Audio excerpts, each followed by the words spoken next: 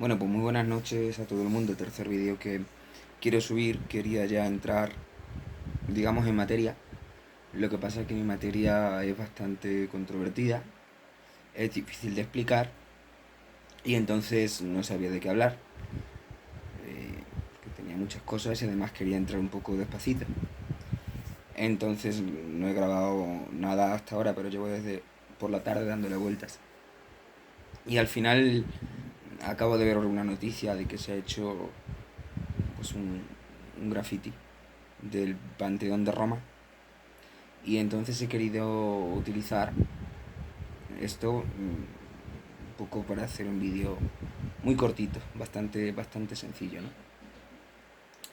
Y es bueno que efectivamente eh, se ha pintado con un graffiti el Panteón de Roma, condena absoluta a esos agresores del patrimonio, condena también a todas las eh, políticas, o mejor dicho, despolíticas que no protegen el patrimonio de los países. Es un panteón, es decir, hay personas enterradas dentro y hay que respetar a los difuntos. Está Víctor Manuel II, está eh, Humberto I, está Rafael Sancho, está Miguel Ángel Buonarroti, en fin, es un panteón y tenemos la obligación de respetarlo y de hacerlo respetar. Aparte, desde luego, de patrimonio nacional, en este caso de Italia. Y bueno, es un poco el hilo que quiero seguir para hablar de un tema que me parece de vital importancia y que es probablemente el más complicado, porque no se trata de contar algo o de contar lo que uno quiere hacer en un ámbito de la política o en la sanidad o en donde sea, los servicios públicos o en el estado de bienestar, donde sea. No se trata de contar nada, se trata de convencer. Se trata de convencer o de hacer ver la importancia del conocimiento histórico. La importancia del conocimiento histórico. Decía Antonio Escotado que cualquier cosa que se quiera saber se puede llegar a saber desde el conocimiento histórico. Es decir, la historia y su conocimiento es capaz de explicar no solamente el presente, sino todos los presentes. Porque el presente es multidimensional, desde luego. El presente es multidimensional. Pero la historia es capaz de explicar todas las dimensiones del presente. Y eso nos hace entendernos como sociedad, como seres humanos, nos hace entendernos, autocomprendernos culturalmente, pues en cualquier aspecto prácticamente, ¿verdad? Casi en cualquier aspecto. Lo que pasa es que hay una gran ignorancia, hay un desapego, hay incluso un desprecio y como una especie de desprestigio, ¿verdad? De la historia, del conocimiento histórico, como si eso fuera una cosa que solamente trabajamos los historiadores, en fin, como que es una cosa que no va con la vida. Y es que no saben, no es que se les olvide, porque en ningún momento lo han sabido, pero es que se les olvida, eh, no saben, como digo, el hecho de que la vida la explica la historia. Incluso la vida natural, todo lo que tiene que ver con la biología, todo esto, con las ciencias biológicas naturales, incluso eso tiene una historia, sin la cual no se entendería el presente de esas teorías científicas, de toda esa teorización científica que ha explicado el mundo en el que vivimos. Entonces el conocimiento, o el desconocimiento, mejor dicho, histórico, eh, es un problema, es un gran problema, porque lo único que puede hacer, hay historiadores que se pelean mucho, eso de que la historia no puede predecir el futuro, otros dicen que más o menos sí, porque la historia se repite y por tanto el futuro también, en fin, yo no voy a entrar en ese debate, ¿no? Pero hemos de entender que si no conocemos de dónde venimos, pues sencillamente estamos perdidos. ¿Eh? Cuando uno va a hacer un trámite, no cuando va a hacer un trámite, en cualquier momento de la vida, se le pregunta, bueno, pero ¿usted quién es? ¿Usted cómo se llama? ¿Y usted cómo se apellida? ¿O usted dónde vive? Y el tipo dice, pues yo soy hijo de fulanito, de menganita, y en tal sitio tengo estos apellidos. Cuando uno está respondiendo quién es, cuando uno se está identificando, lo único que está haciendo es contar la historia de su propia vida. Porque tiene dos apellidos que tienen una historia. Y porque esa persona es esa persona y no otra, con su sistema de creencias, con su sistema de valores, porque tiene una historia diferente a la mía, diferente al del otro, diferente al del otro. Pero es que hay una historia en común que nos une, que es la historia en común que nos une, que nos ayuda tanto a interpretar el presente, como a conocernos mejor, como a no perdernos, como a no perdernos. No sé si predecir el futuro, como dicen algunos colegas míos, y otros que dicen que no, pero sí a no perdernos. ¿eh? Es importante guardar a la historia el valor que tiene, el no desprestigiarla, el no pensar que eso es una cosa, bueno, pues desfasada, o pasada de moda, o que no va conmigo, o que me aburro, ¿no? La historia a los que nos gusta pues es apasionante, pero es que incluso aunque no te guste, la deberías conocer. Y si no la quieres conocer, el perjudicado vas a ser tú y todos aquellos, va a ser usted y todos aquellos que tampoco la quieran conocer.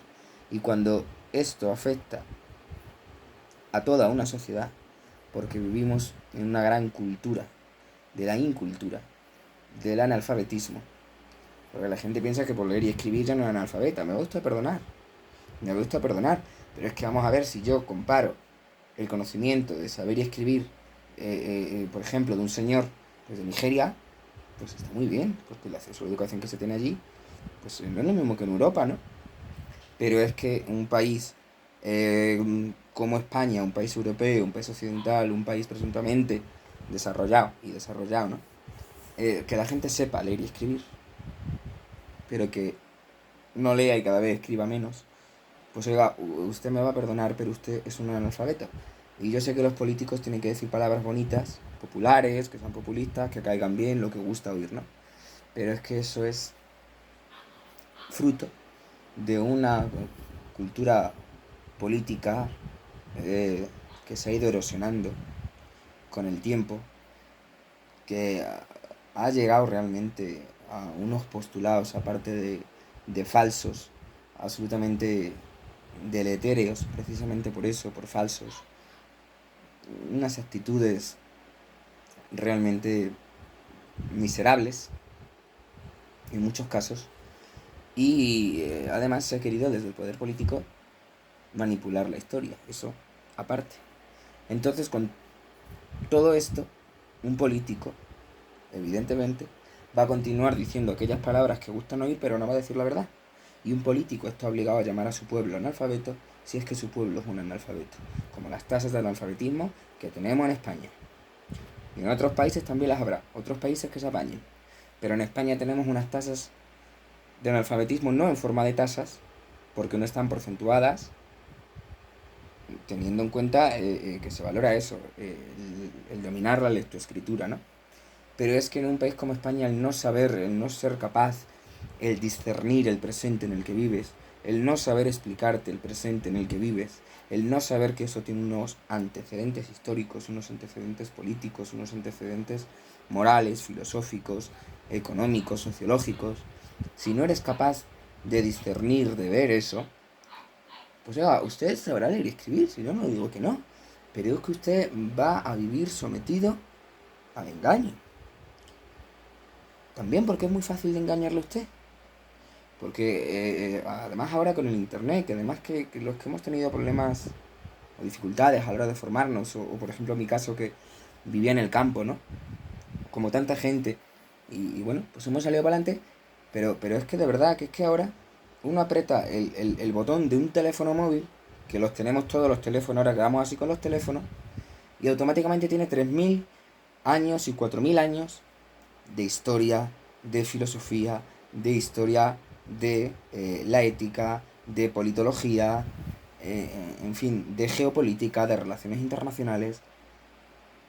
O sea, es que ahora es más sencillo que nunca. Y sin embargo, cuando más se desconoce, más que nunca también. ¿eh? De ahí este acto vandálico que se ha vivido en Roma, a ver si no se vuelve a repetir en ningún lugar del mundo, aunque esto es complicado, ¿no? Entonces es importantísimo el conocer la historia, también conocer otras disciplinas. La lengua es muy importante, ¿no? Nos define, un idioma define a un pueblo, por lo menos para mí, ¿no? La filosofía es muy importante, tiene mucho que ver con la cultura de la que somos usuarios en el día a día, aún sin darnos cuenta, ¿no? Aún sin saberlo. Y el conocimiento de la historia, en particular, es esencial. Es esencial, como digo, porque es como, no sé, es un poco la guía de cualquiera, como decía Antonio Escotado, ¿no?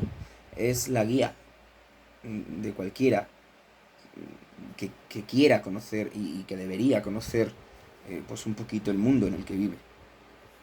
Porque además es que el que no conoce la historia no solamente está condenado a repetirla, sino que aparte de eso está sometido al engaño, está sometido a la manipulación, no tiene herramientas ni conceptuales ni argumentales realmente para poner en marcha un debate intelectual, serio, riguroso, bueno, pues para preguntarse qué está pasando aquí.